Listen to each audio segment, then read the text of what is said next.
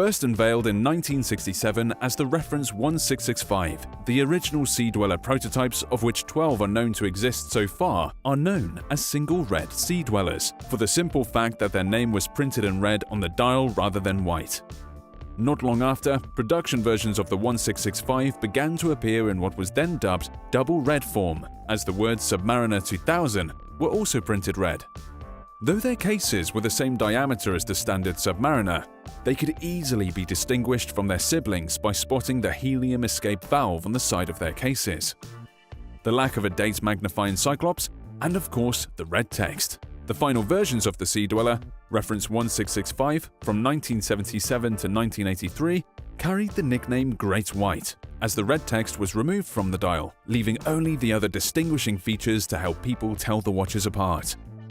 Of course, their 2,000-foot depth rating was another key differentiation between the watches, and it even played a role in the decision not to add the date cyclops to the watches.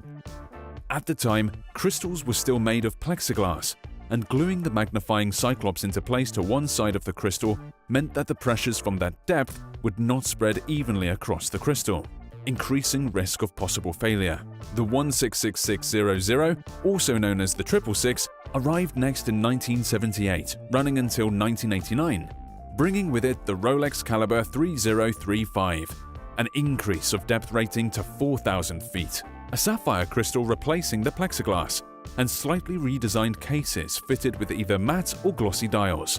In '83, this reference gained a sibling in the 16600, which maintained all of these specs but added the caliber 3135.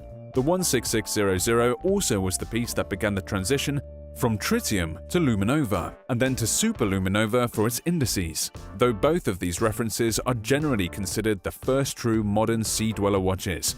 It was the models that came next that really brought the model up to present-day standards. In 2008, the 1166660 Deep Sea Sea Dweller broke new ground in exceptional fashion, more than tripling its water resistance, now 12,800 feet, beefing its case size up to a substantial 44mm, and adding modern niceties like a Cerachrome ceramic bezel. The Deep Sea took things to a completely different level. Given its size and heft, Rolex opted for a titanium caseback in an attempt to shave a touch more weight off its new behemoth.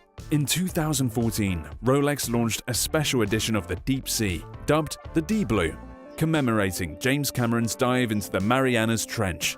The watch features a sleek gradient dial that fades from blue to black from top to bottom, and the name Deep Sea written in a shade of green matching Cameron's sub that survived the expedition with a special version of the Sea Dweller strapped to it. From 2014 to 2017, Rolex brought back a Sea Dweller model closer aligned with the earlier 666 models that returned white text to a black dial, dropped the depth rating back down to 4,000 feet, and a case size of 40mm. This reference, 116600, didn't ever get the attention it deserved. Meanwhile, its replacement, the 126600, has been the talk of the town in 2018. Powered by the new Rolex caliber 3235, the new model is the first in ages to bring red text back to its dial. Its case diameter was bumped back up to 43mm, maintaining a water resistance of 4,000 feet, and most controversially adding a date cyclops to the Sea Dweller for the first time in history. While some vintage collectors took issues with this, the official reply from Rolex is that this is something they've wanted to accomplish for some time, but it was new technological advancements in the manufacturing of their crystals that made the change possible without risk of the crystals being compromised when at depth. If you're an absolute purist, you might not care for it, but overall, we think the aesthetics work pretty well.